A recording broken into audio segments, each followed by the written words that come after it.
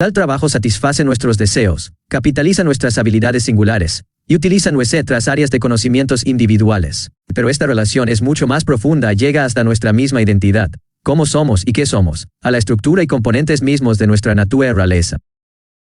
Decidí llamar temperamento a este aspecto de nuestro ser, aunque pude llamarlo personalidad, estilo o carácter. Sea cual sea su nombre, es la misma sustancia que nos forma a nosotros. El temperamento es lo que origina que un individuo prefiera una situación sobre otra. Es lo que hace que un individuo tienda a trabajar con cosas, que otro lo haga con la información, y un tercero se oriente hacia el trabajo interpersonal. El temperamento es lo que da a un individuo un estilo característico de abordar situaciones de aprendizaje muy distintas. De uno elija acumular mucha información anticipadamente, y a otro aprender sobre la marcha. El temperamento es lo que proporciona a un individuo su identidad, que literalmente significa igualdad, de un tiempo a otro y en todo tipo de contextos distintos. Existe, dijo el escritor francés Léon Girardot, una túnica invisible tejida a nuestro alrededor desde nuestros primeros años. Está hecha de la forma en que comemos, la forma en que caminamos, la forma en que saludamos a los demás. Ralph Waldo Emerson llamó carácter a esta túnica invisible cuando escribió: si actúas, muestras carácter; si no haces nada, lo muestras si duermes. Más de 2000 años antes, el filósofo griego Heráclito utilizó el mismo término: el carácter de una persona es su divinidad guardiana. El carácter, o como lo llamamos aquí, temperamento, es la piedra de toque a la que siempre debemos volver.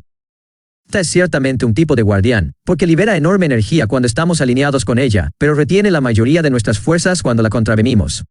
Tu temperamento es lo que hace que una situación de trabajo se sienta equivocada, aun cuando pueda utilizar sus aptitudes diarias de conocimiento efectivamente, incluso cuando parezca corresponder con lo que usted dijo que deseaba. Seguramente esto le sucedió: usted hablaba de querer algo, pero cuando lo obtiene, comienza a actuar como si no lo quisiera. ¿Que no sabía que esto es lo que querías?, le dice un amigo, muy confundido. Lo sé, responde usted.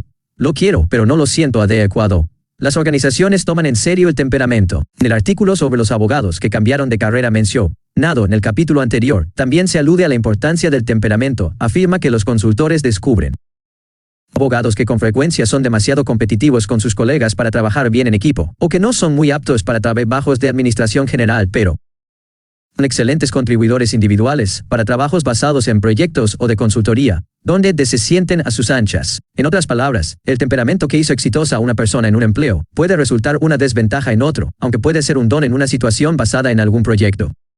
Debido a que es tan difícil definirlo, y a que otros lo utilizan como pretexto para juicios discriminatorios, el temperamento es un concepto que fácilmente puede confundirse.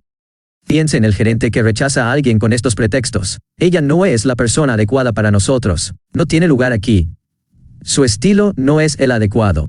Con demasiada frecuencia, esas caracterizaciones significaban 7 que ella es mujer, 2 que es negro, o 3 que ella tiene más edad que el resto de la gente de la oficina. Como el temperamento se convierte fácilmente en pretexto para la discriminación, ponderarlo como corresponde puede ser peligroso y confuso para muchas personas.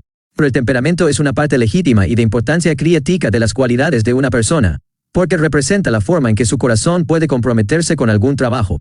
No hay forma de describir lo que hace el trabajo que sale del corazón, aun de que podríamos decir que nos alienta, pero el trabajo que no nos sale del corazón nos desalienta. Ambas palabras derivan de aliento, que también significa soplo vital, o aquello que nos hace avanzar. El deseo nos asegura que la voluntad está comprometida, las aptitudes significan que utilizamos el talento. Pero sin un temperamento, falta algo de importancia crucial, y el resultado no puede ser satisfactorio durante mucho tiempo. Muchas organizaciones reconocen este hecho. Ya vimos algunos ejemplos simples y primitivos de cómo las organizaciones toman en cuenta el temperamento. Nordstrom elige personas que demuestran una actitud amistosa, por ejemplo, porque se correlacionan con la cultura de servicio al cliente que tanta fama dio a esta empresa. Pero, no solo en el simple ámbito del servicio al cliente es donde cuenta el temperamento. En el exigente mundo técnico de laboratorios Bell, por ejemplo, un estudio descubrió que los ingenieros más valiosos y productivos que trabajan en equipos no son aquellos con el coeficiente intelectual más elevado, sino aquellos que tienen excelencia en las relaciones, empatía, cooperación, persuasión y la capacidad de formar un consenso. ¿Cuál es su temperamento? Identificar su temperamento es muy importante, y también es difícil responder a esta pregunta. Las pruebas psicológicas son útiles. Algunas personas consideran como sagrada la prueba del indicador Myers-Briggs de tipo, tanto que otros optan por los enneagramas y otros más favorecen el sistema cognitivo desarrollado por Kathy Kolbe. Casi cualquier prueba o indicador de este tipo nos da una pieza del rompecabezas. Cuando evalúe sus data podría utilizar cualquiera de ellos. Pero familiarizarnos con nuestro propio temperamento no es solo una cuestión de pruebas de personalidad. Muchos otros factores contribuyen para determinar su temperamento. Puede sacar algún provecho pensando en ellos. Puede aprender mucho de su temperamento, leyendo Describen. De patrones típicos presentados por personas que tienen su edad y posición en la familia. Los primogénitos tienen ciertas características, así como los niños medios, los más pequeños y los hijos únicos. Su sexo contribuye significativamente a su temperamento. Pocas personas pueden leer libros como el de Deborah Tannen, Simplemente no entiendes, o el de John Gray, Los hombres son de Marte, las mujeres son de Venus, sin ver algunas de sus características claramente descritas. El temperamento también se ve afectado por el legado étnico o cultural, de tal forma que la gente habla del temperamento francés, japonés o inglés. Aunque no debe confiarse demasiado en este tipo de generalizaciones, innegablemente reflejan diferencias actuales y compartidas entre personas de distintas formaciones. Los factores históricos también dan forma al temperamento. Hablamos de la mentalidad de la Gran Depresión, lo que son las personas que fueron criadas en Estados Unidos durante los años 30, que quedaron marcadas por la angustia y la incertidumbre de la década. Los veinteañeros de hoy también comparten varias influencias, al igual que la generación que maduró en los años del presidente Eisenhower o durante la guerra de Vietnam. En el capítulo 1 se hizo notar la forma en que los factores de temperamento compartidos por muchos baby boomers ayudaron a crear los lugares de trabajo deslaborizados a los que tantos de nosotros intentamos adaptarnos. No descarte las reacciones cotidianas de sus amigos como recurso para reflexionar sobre nuestros temperamentos. Obtenemos realimentación de nuestro temperamento cada vez que uno de ellos pregunta, ¿qué piensas de esto? ¿O por qué siempre quieres hacer eso? La cuestión del temperamento puede abarcar mucho más que un capítulo sobre el tema. Aquí, mi propuesta es simplemente argumentar que necesita ser más sensible a su propio temperamento y analizar cómo afecta la forma en que usted se ve alentado o desalentado por distintos tipos de trabajo. Mi propósito no es incitarlo a descubrir alguna respuesta objetiva, sino argumentar que las reacciones basadas en su temperamento son una fuente constante de información, si está usted dentro o fuera del curso de su viaje hacia su vida de trabajo. Evitar el agotamiento. En 1981, el psicólogo industrial Harry Levinson publicó un artículo en la Harvard Business Review, llamado Cuando los ejecutivos se agotan. El fenómeno del agotamiento no se discutía en ese entonces, como ahora. Este se convirtió en lo que la publicación llama uno de sus clásicos artículos que con frecuencia reimprimen. Así, del mismo modo en que se hace con estos clásicos, los editores de la revista reimprimieron el artículo muchos años después de que se escribió, un epílogo, en el que Levinson observó cómo cambió la situación en los 15 años siguientes. Cambió tanto, decía, que la premisa misma del artículo ya era inválida. Las organizaciones ya no buscaban a sus empleados, por lo que estos tenían que buscarse a sí mismos. El agotamiento era un problema aún más importante hoy que entonces, pero ahora dependía de que el individuo desarrollara un plan para evitarlo. Ese plan, señalaba Levinson, tendría que renunciar a depender en las capacidades técnicas relacionadas con el empleo. Una capacidad específica nunca será una fuente duradera de independencia, porque se arriesga a perder su valor en el mercado laboral. En vez de ello, los individuos deben formar sus vías de trabajo alrededor de lo que él llama conductas características, que son las características a las que llamamos temperamentales. Aunque seamos serenos de forma natural, espontáneamente entusiastas, irremediablemente encantadores o nacidos para perseverar, llevamos nuestras conductas a todas partes. Y lo que hace está en el núcleo de su identidad, su nivel de estrés se reducirá. Llámelo carácter o conductas características o temperamento. Es evidente que lo que usted sea en lo individual, debe tomarse en cuenta en lo profesional. En el pasado, las organizaciones se mostraban reticentes con los empleados que hacían esto. Hoy, debido a la extinción de las antiguas actitudes, organizaciones no siempre recompensan a las elecciones del trabajo basadas en el temperamento. Pero el mejor trabajo que se realiza en la actualidad es el hecho por personas que trabajan con su temperamento, y cada vez más empresas toman en serio ese factor, o lo suficiente para alentarlo en sus contrataciones. Aunque un posible empleador no comprenda el imperativo de alinear las tareas con las predisposiciones de la gente, usted simplemente será incapaz de competir en el mercado de trabajo actual, a menos que lo haga. Es una versión moderna del antiguo conoceros a vosotros mismos 5, y de la sentencia que tu verdadero ser sea el verdadero. Sócrates y Shakespeare, los respectivos autores de estas dos frases, ciertamente no tenían en mente el mundo de la corporación moderna cuando lo dijeron, pero quizá no sea accidental, porque la corporación estaba basada en los empleos. En el mundo del posempleo, quizá la más confiable sea la sabiduría antigua. ¿Qué le dice su temperamento? De hecho, pocas veces el temperamento nos lleva al campo específico en el que nos gustaría trabajar. Olvida el sueño de que tiene una inclinación natural por la medicina, por las empresas, por las ventas al menudeo. En vez de ello, piense que el temperamento le dice cuál es el enfoque que más le agradaría, en el campo que eligió por otras razones. Aunque su temperamento no le dirá si obtendrá el éxito y será feliz como médico, sí lo puede ayudar a elegir si siendo médico tendrá más éxito como investigador, administrador, psicoterapeuta, patólogo o cirujano ortopedista. Su temperamento no le ayudará a decidir si un gran almacén es el lugar adecuado para usted, pero lo ayudará a entender si se sentirá más satisfecho como vendedor, concretador, supervisor de piso, comprador, sastre, especialista en servicios al cliente o decorador de aparadores. Pide la idea de que conocer su temperamento resolverá la cuestión de si debe convertirse en empresario, pero considere que este conocimiento lo ayudará a abordar el enfoque adecuado para que se arriesgue como empresario. A causa de esto hay razones distintas para personas con temperamentos diferentes que pueden llevarlos a ser empresarios. Capitalizar una amplia red de contactos comerciales. Crear los recursos financieros para el nuevo proyecto. Vender al mundo aquello en lo que creen. Crear, inventar o imaginar soluciones para los problemas de los clientes. Realizar un proyecto sin interferencia de los estúpidos que insisten en explicar cómo hacemos esto en industrias ABC. Una pregunta a usted mismo. El temperamento es una gema con muchas facetas. Ninguna prueba o clasificación puede hacer más que darle una perspectiva general a través de una de sus facetas. Es innecesario decir que cualquier punto de vista particular confunde algunas cosas, en tanto que aclara otras. Pero, eso está bien. Esta exploración de su temperamento es un proceso continuo, y no un procedimiento diseñado para darle una respuesta fija. Aunque haga algún examen, escuche la realimentación de un amigo, o solo piense en su temperamento, y trate realmente de responder a una pregunta básica: ¿qué clase de persona soy? Esto es distinto a conocer su identidad, quién soy, haciendo una lista de los principales papeles, relaciones y afiliaciones de su vida. Olvídese de que es presbiteriano, demócrata, sureño o egresado de una universidad. Estoy hablando de qué clase de persona es usted. ¿Es usted una persona a la que le gusta entender las cosas sola? ¿O le funciona mejor la negociación con un grupo universitario? ¿Le gusta entrar en terreno desconocido y probar cosas nuevas? ¿O le gusta desempeñarse o producir según una forma ya demostrada? ¿Preferiría concentrar su trabajo en situaciones que mantienen a un mínimo el factor humano, o es precisamente el factor humano lo que más le gusta utilizar? Realiza actividades para llegar al resultado que busca o realiza las actividades fundamentalmente por el placer inherente que le dan. Existen otras 100 preguntas más que podría utilizar para guiarlo en la exploración de qué clase de persona es usted. Tome las siguientes sugerencias como ejemplos, no necesariamente como el camino a seguir. Formúlese sus propias preguntas sobre usted mismo, o hágalo si les son o no útiles. Como sea, pase algún tiempo pensando en qué clase de persona es usted. Primer paso. Escriba sus pensamientos en respuesta a la pregunta ¿qué clase de persona soy? No se preocupe por la coherencia o la lógica, no trate de corregir su lista al escribirla. Permita que las frases, palabras y oraciones sean escritas conforme salgan de su mente. Utilice las frases más breves posibles para captar su idea, o palabras sueltas, si éstas tienen sentido para usted. Haga como si escribiera los titulares de periódicos. Fórmese una idea basada en la anterior. Dijo que usted es bien organizado, le pasó por la cabeza que también es un poco compulsivo y obsesivo.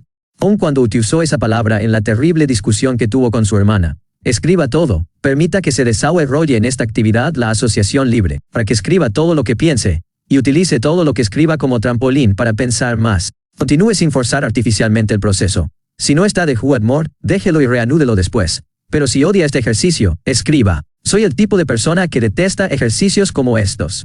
Pero luego utilícelo como trampolín. ¿Por qué los detesta? ¿Qué es lo que prefiere? Dijo que usted es de las personas que detestan la introspección y el autoanálisis. Bien, escríbalo, y luego siga con el tipo de cosas que una persona como usted prefiere. Creo que ya me entendió. Segundo paso. Guarde esta hoja de papel. Pero no la pierda. Si le ocurre lo anterior, tome otra, y comience con soy el tipo de persona que pierde todo aquello en lo que no me gusta pensar, y comience a partir de esto. Unos cuantos días después, tome el papel y vuélvalo a leer. ¿Quién es ese payaso que escribió las palabras qué clase de persona soy? Si la baja hubiese sido escrita por otra persona, ¿qué diría de su temperamento? Conviértase en detective. Quizás sienta que, en lo que a su temperamento se refiere, esta persona no está jugando con todas las cartas abiertas. Quizás se sienta tentado a dejar este carácter. Pero use un poco su imaginación. Las buenas carreras no son el resultado de jugar bien las cartas, sino de jugar con las que se tienen. Tercer paso. Escriba las 3 o 4 cosas que son temperamentalmente importantes para la vida de trabajo de la persona que escribió la lista.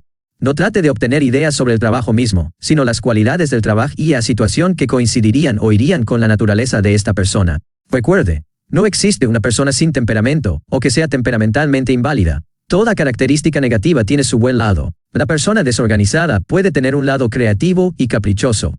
Persona inestable puede funcionar en una vida de trabajo en la que un proyecto sucede al otro rápidamente, y quien no quiere cambiar puede sentirse muy bien en una situación en la que un proyecto es hecho una y otra vez en distintas partes de una organización. Entonces, ¿qué naipe del temperamento tiene en la mano 6? Identifique sus áreas de experiencia. Experiencia, conocimiento que se adquiere gracias a la práctica y a la observación. 11 Sinón. Práctica. Conocimiento. Ver también destreza. Observación y prueba. Pequeño Larousse ilustrado. ¿Qué son áreas de experiencia? Una de las ventajas del sistema DATA del desarrollo de carrera es que redefine los requisitos, de forma que demuestra la medida en que la gente está, de hecho, bien calificada para el trabajo que necesita hacerse hoy. Asimismo, esto es posible sin necesidad de las técnicas de manipulación, mediante las que algunos enfoques buscan convencer a la gente que pueden pensar, afirmar o creer en su camino al éxito, a pesar de que no tienen los requisitos para avanzar en un mundo como el nuestro. Sistema DATA comienza con algo que todos innegablemente tenemos deseos. Pasa de ahí a enfatizar las aptitudes que todos utilizaron desde la niñez y el temperamento que todos tenemos por naturaleza. Y entonces llegamos a las áreas de experiencia. Aquí muchos pensarán que nos topamos con problemas, porque quizá no tengan ningún área de experiencia o recurso, más allá de lo que da del sueldo, y un coche que expira poco a poco, quizá el anillo que su mamá le regaló al egresar de la universidad. Áreas de experiencia, recursos muy pocos. Ese punto de vista es erróneo. Define área de experiencia o recurso en un sentido económico tradicional y estrecho. Ese significado de área de experiencia o recurso encajaba bien en el mundo del empleo, pero ya no es útil. Ya no acumulamos medios para comprar algo, armamos los recursos de donde crearemos algo. Recursos o áreas de experiencia que nos interesan nunca aparecerán en una solicitud de préstamo.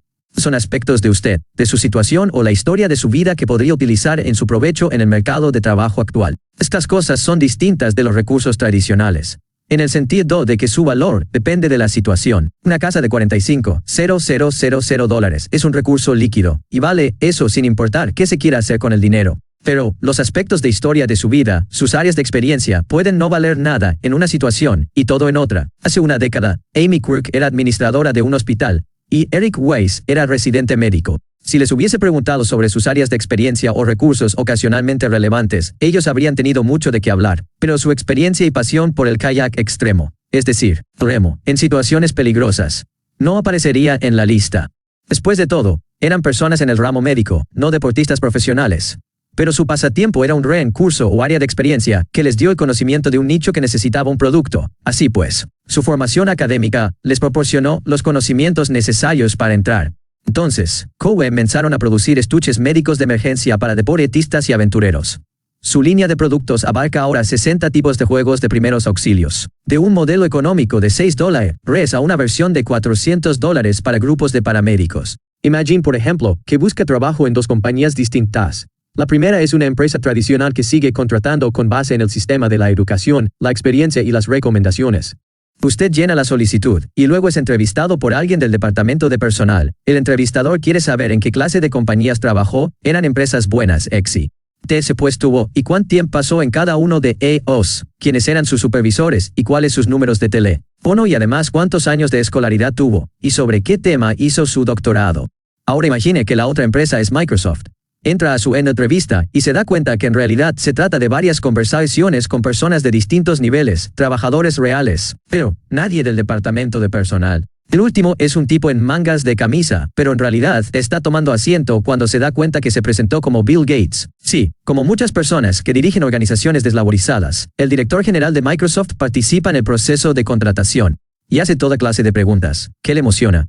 Usted no está seguro de cómo responder, aunque le pasan por la mente un par de respuestas obviamente poco apropiadas. Y luego cuánta agua fluye por el río Mississippi cada año. Ahora usted ya suda frío. Y finalmente, una vez trabajó para alguna compañía que se estuviera yendo al caño, saliéndose de los negocios, fracasando a dónde quiere llegar. Le está preguntando si es un fracasado, debería decir no. O quizá hablar de aquella vez, hace 7 años, cuando pasó todo un año en una empresa de alquiler de computadoras que quebró. Con las dos primeras preguntas, la respuesta importa muy poco. Lo importante es lo que usted demuestra al responder a la pregunta. ¿Qué le emociona? Puede revelar mucho de lo que desea. ¿Y cuál es su temperamento? ¿Cuánta agua pasa esto? Se le pregunta para demostrar su aptitud para pensar a su modo y responder a una cuestión a la que nadie podría contestar. Y la tercera pregunta es acerca de un área de experiencia o recurso. ¿Qué recurso su experiencia laboral en una empresa fracasada en cierto momento de su carrera? Aquí, Gates mismo habla acerca de este recurso. Es fácil ser una compañía con éxito. Pero cuando se fracasa, nos vemos obligados a ser creativos, a trabajar y pensar mucho. En las compañías fallidas siempre se necesita poner en duda las suposiciones. Quiero gente a mi alrededor que pasó por este proceso. Ahora bien, quizá usted siempre consideró que esa parte de su carrera es una de sus desventajas, pero de pronto esto se convierte en un área de experiencia. Esta área de experiencia, que se convierte en recurso, quizás sea algo que ni siquiera acepte como importante o válido, pero para su cliente lo es, y necesita aceptarlo como recurso. Virginia Coombs, la abogada litigante que mencionamos en el capítulo 4, descubrió lo anterior en 2 ocasiones. La primera fue cuando se le preguntó por qué dejaba la práctica del derecho. Dándose cuenta de que un cliente potencial se pone nervioso si denigramos nuestra última situación de trabajo, respondió: yo no critico el derecho. En vez de eso, dije que tenía la responsabilidad para con mi hijo menor, de hallar una jornada de trabajo con menos exigencias, y los demás admiraban tanto mi sacrificio que nunca reflexionaron sobre mi razonamiento. También descubrió que tenía un recurso en el que nunca pensó, el cual se debía a su título en derecho. Los entrevistadores piensan que soy más inteligente que si fuera maestra o enfermera, lo cual no es justo. Pero eso es lo que ellos piensan.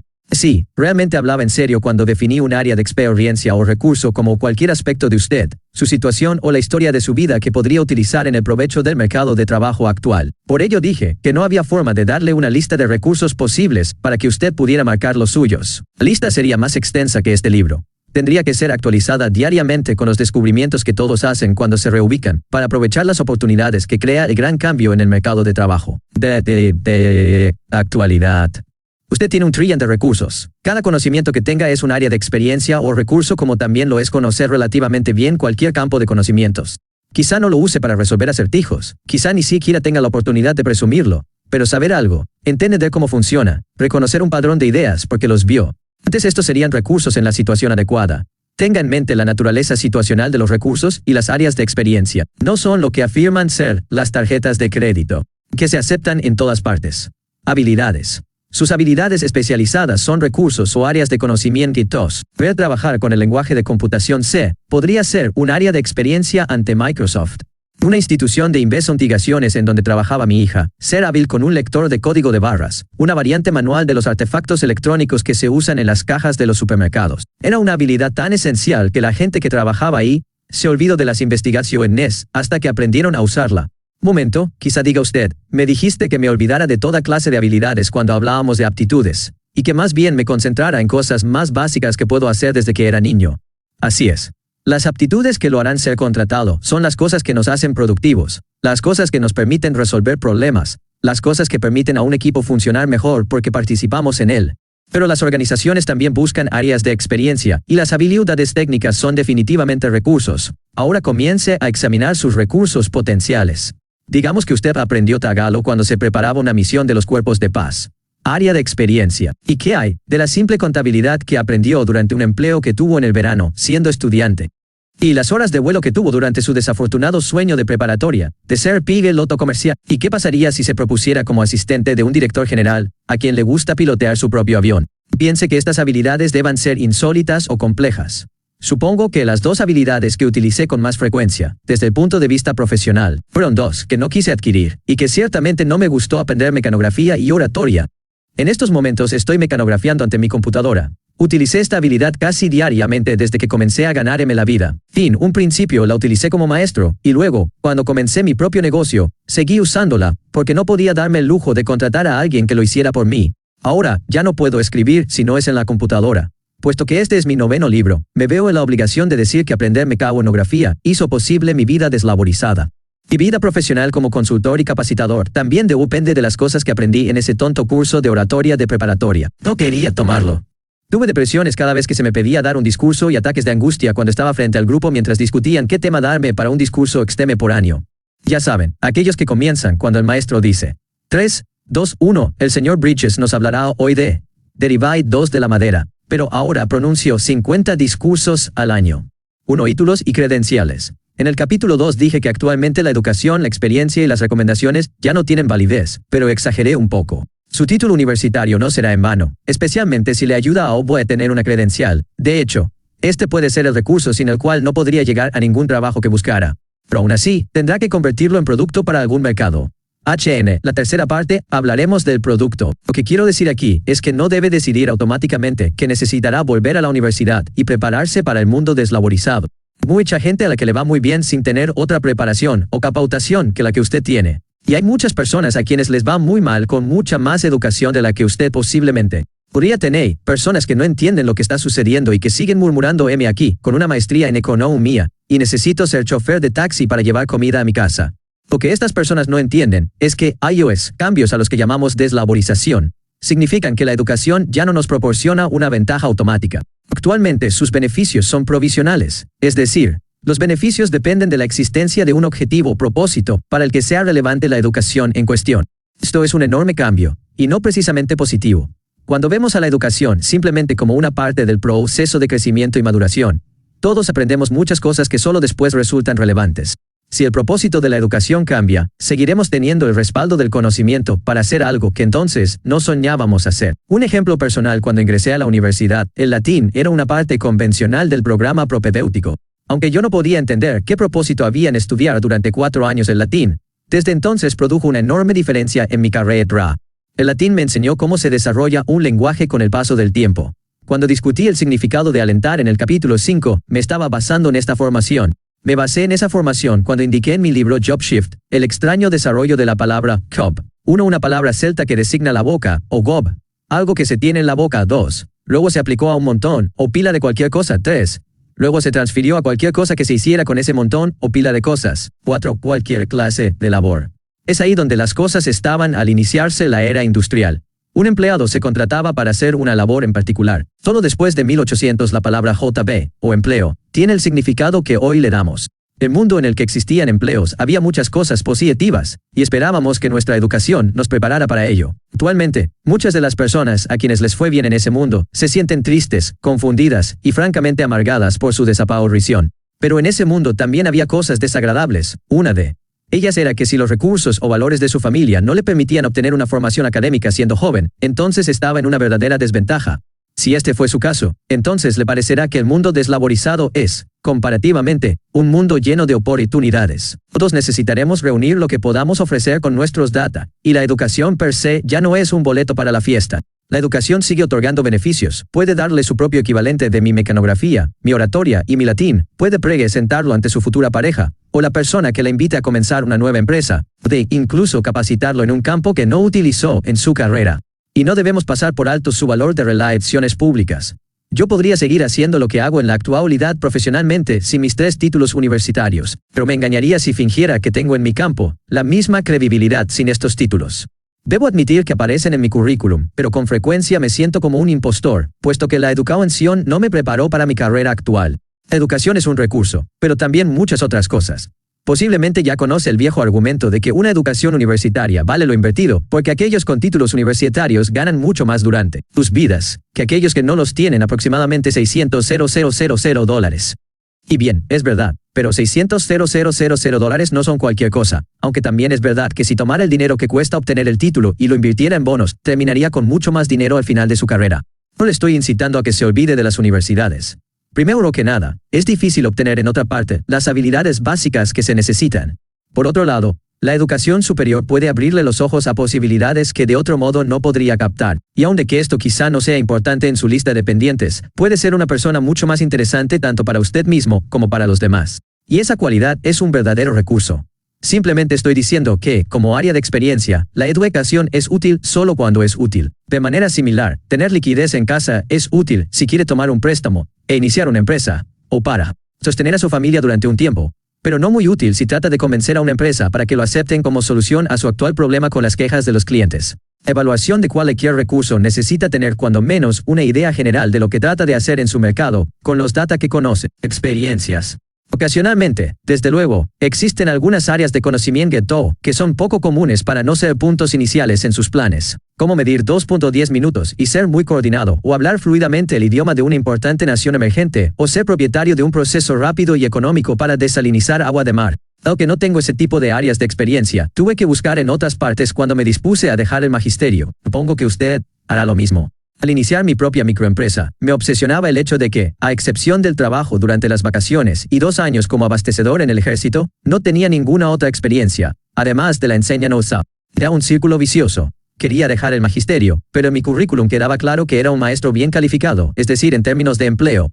Tenía otras experiencias que eran de oro, aunque me tomó casi una década aprender cómo apropiármelas. Yo inicié y dirigí un seminario de verano de 2 semanas para maestros universitarios, quienes como yo estaban hartos de la enseñanza tradicional en la que fueron formados. Como veremos en el capítulo 7, el mercado que mejor pueden aprovechar muchas personas es aquel donde hay otros con la misma clase de problemas que ellos. La mayoría de mis colegas trató de convencerme de que desistiera, pero una vez que me acostumbré a hablar ante varios grupos para que patrocinaran mi conferencia, formar una lista de correspondencia, invitar a oradores que no conocía, descubrí que no me iba tan mal organizando conferencias. Cuando dejé el magisterio, hice 2 cosas que me resultaron sumamente útiles. Primero, comencé a entender los rudimentos del análisis data y a identificar los recursos de los que podría depender. Segundo, pensé en la experiencia de crear mi conferencia de verano. Comencé con seminarios modestos llamados Cómo tratar efectivamente la transición personal. Luego ofrecí el seminario ante empleados en una agencia gubernamental que estaba en medio de un gran cambio. Luego pensé en iniciar una gran conferencia pública sobre un tema que me interesaba cada vez más. Como en distintas ocasiones durante el ciclo vital, parece haber tiempos de transición. Libro Pasajes de Gail Sheehy hizo que el tema cobrara popularidad. Aunque pensé que podría hallar unas 100 personas que pagarían por pasar un fin de semana oyendo conferencias sobre el tema. Nuevamente, los amigos y colegas trataron de convencerme de que desistiera. Era demasiado ambicioso. Arriesgaría mi propio dinero. Solo los grandes patrocinadores como una universidad podían iniciar este tipo de cosas. Pero, realmente quería hacerlo. El deseo era claro. Repasé mis aptitudes, la aptitud de hacer que personas desconocidas colaboraran en algo en lo que yo creía, que logró que viniera Maslow a mi primera conferencia. Esta vez logré llevar a unos 5 o 6 especialistas, incluyendo a Carrie Rogers y Elizabeth Kubler-Ross. Esta clase de eventos aprovechó algún elemento de mi temperamento al que le gusta crear cosas. Prefiere trabajar fuera de iOS límites organizativos, y no puede resistirse a hacer lo que los demás dicen que no funciona. Tenía un recurso en mi experiencia al iniciar conferencias. La lista de correspondencia fue esta vez mucho mayor, pero se trató del mismo proceso. Publicitar la conferencia con entrevistas de prensa y pláticas ante grupos interesados. Esto fue solo mecanografía y oratoria otra vez. Los resultados en mi segunda conferencia fueron distintos. Esta vez la asistencia no fue los 33 participantes que tanto me gustaron la primera vez, ni los 100 asistentes que esperaba. Esta vez vinieron 1,700 personas. Utilicé este ejemplo porque lo conozco bien, y para asegurarle que soy consecuente con lo que predico. Sin embargo, como cualquier otro ejemplo, corre el riesgo de parecer algo que los demás deben copiar. No lo haga. Lo que debe copiar es el proceso. Olvide los resultados, excepto cuando se sienta desalentado luego de que la gente le diga que la idea no funcionará. Olvide los resultados que son específicos a los datos particulares de una persona. Hablé aquí de recursos que no son los mismos que los suyos, pero usted tiene experiencias, y por consiguiente, tiene recursos. Cualquier experiencia puede ser un recurso si se une al deseo, si es apoyado por las aptitudes, y si viene bien a nuestro temperamento. Experimentar los horrores de la guerra en Vietnam se convirtió en recursos para personas que desearon crear servicios de apoyo para veteranos que quedaron profundamente marcados por la misma experiencia. La experiencia en la lucha contra una adicción es un área de experiencia para quien quiere ayudar a otro adicto. Se trata de un recurso que no es más ni menos valioso que aquel de ser medallista olímpico o conocer a un asesor en la Casa Blanca. Todo puede ser un recurso. Cualquier cosa que hizo antes, cualquier persona que conozca, por más lejana que sea, cualquier lugar en el que estuvo, cualquier cosa que sepa, sin importar cómo lo aprendió. Que usted se criara con una hermana retrasada puede ser, en la situación adecuada, un recurso. También puede ser un recurso que tuviera una infancia solitaria y dolorosa, haber estudiado un año de preparatoria en México, que alguna vez hiciera salto de longitud, haber iniciado alguna vez una venta de pasteles en su iglesia, que le gusten los animales, que se le haya aprobado un préstamo para una empresa, haber estudiado 2 años portugués en la universidad. Pago rentar, ser mayor de lo que realmente es. Incluso sus defectos de personalidad pueden ser recursos en la situación adecuada, como lo escribió Alexis de Tocqueville. Tenemos éxito en empresas que exigen las cualidades positivas que poseemos, pero somos excelentes en aquellas que también utilizan nuestros defectos. Hasta nuestra neurosis puede funcionarnos bien en la circunstancia adecuada. Quizá le avergüence su propia obsesividad, pero si alguien necesita confiabilidad absoluta y total regularidad, usted es precisamente lo que recomendó el médico. La paranoia es una desventaja en la mayoría de las situaciones, pero ¿y si alguien quisiera formar un sistema de seguridad? Su codependencia quizá pueda volver loca a su familia, pero hay muchísimos ejecutivos que pagan bastante dinero por la preocupación de la salud de los demás, que es la característica de la codependencia. Ya entendió a lo que me refiero. Ahora necesita identificar sus propios recursos. Ensayando sus áreas de experiencia. Tendrá que realizar periódicamente la cuestión de las áreas de experiencia durante la revisión de su carrera. Puesto que solo son recursos verdaderos en el contexto de una situación en particular, tendrá que posponer la identificación definitiva de sus recursos. Después de conocer las necesidades no satisfechas del mercado pero no servirá de nada simplemente olvidar por completo la cuestión de los recursos hasta entonces. Necesita tener cuando menos una idea general de sus data, cuando comience a evaluar mercados potenciales. Es la situación de la gallina y el huevo. Sus recursos contribuyen a que su producto pueda crearse únicamente después de revisar el mercado. Pero sus recursos pueden sugerirle mercados que debería explorar, y que incluso pueda sugerir productos que podría desarrollar. He aquí algunas sugerencias para una primera revisión de sus recursos. Vuelva a esta tarea luego de revisar su mercado. Para entonces, tendrá algo más que una idea de lo que se necesita. Por lo que puede ser más selectivo al hacer un inventario de sus recursos, es decir, algunos no serán muy relevantes para los mercados que considera, y mucho más intensivo en su consideración de los recursos que podrían contribuir potencialmente con su producto. Primer paso. ¿Qué hay de insólito en usted? No extraño, sino algo que sea extraordinario, relacionado con algo que no todos los demás son o hacen. Puede ser su tamaño, su afición al paracaidismo, o a leer novelas rusas, o la talla en madera que tanto le gusta hacer. Puede ser el hecho de que distinga similitudes entre la gente, o hacer un salto de altura de 2 metros, o pescar muy bien, quizá el que usted sea bajo de estatura, delgado y ágil, o corpulento y fuerte, veterano militar, indio estadounidense o vegetariano. Quizá el hecho de ser un genio en juegos de computadora, o que pueda cantar como un ángel, o que es un cocinero excepcional. Puede ser cualquiera de estas características, logros o capacidades peculiares en usted. Sin tratar de decidir cómo podría ayudarlo, anótelos. Segundo paso. La primera lista cubre lo que es usted en el presente. Ahora piense en lo que fue en el pasado. Cosas que logró, personas que conoció, lugares donde estuvo. Están todas las experiencias vividas. Todas estas podrían, en el contexto adecuado, representar recursos. Pero esto es truculento, puesto que aún no tiene contexto. Realmente necesita escribir todo recurso que pueda concebir, pero nos tomaría muchísimo tiempo, por lo que deberá utilizar la forma que aparece en la siguiente página para organizar sus pensamientos. Revise su vida cronológicamente, siguiendo la primera columna de tiempos de esta tabla, y escriba palabras o frases bajo cada uno de los títulos que capte rápidamente el momento de las 4 categorías. Experiencias personales, experiencias de trabajo, 0 a 5 años, 6 a 10, 11 a 15, 16 a 20, 20 pies, 30 pies, 40, 60, 80. 1. Experiencias personales, viajes, cambios en su vida, relaciones, enfermedades, nuevos intereses o actividades, giros de la suerte, giros espirituales o pausas. 2. Experiencias de trabajo, tanto formales como informales, empleos y actividades voluntarias, en el hogar o fuera de él, es decir, cualquier cosa productiva. 3. Logros, los que hizo conscientemente y los menos formales. 4. Proyectos, los personales y relacionados con el trabajo, asignados o iniciados por usted mismo, pequeños y grandes, los que fueron recompensados o ignorados. Todo aquello que tenga un principio, desarrollo y fin, en lo que fue la actividad, y no el resultado lo notable. Las cosas notables por sus resultados pertenecen a la categoría logros. Tercer paso. Guarde la hoja durante 1 o 2 días para que pueda volverla a leer desde otro punto de vista.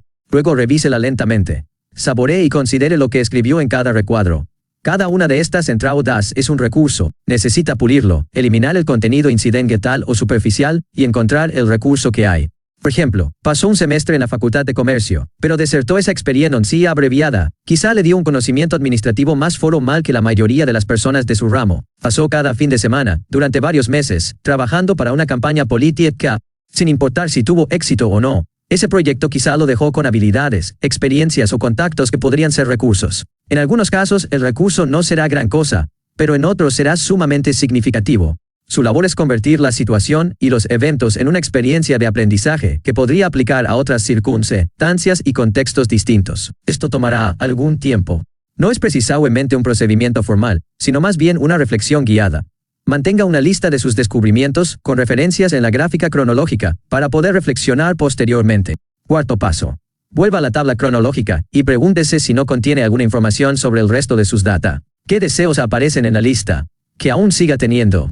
Quizá los olvidó o se perdieron en el trajín cotidiano, o ni siquiera pudo entender, en ese entonces, qué deseaba realmente, qué aptitudes le permitieron hacerlo. Especifíquelas, busque las actividades que las acompañaron y luego junte las actividades con las aptitudes que utilizó para llegar a los resultados. ¿Qué dice este mapa verbal de su vida acerca de su temperamento? ¿Qué clase de persona era cuando fue joven? ¿En qué sentido esta persona, más joven, aún sigue viviendo?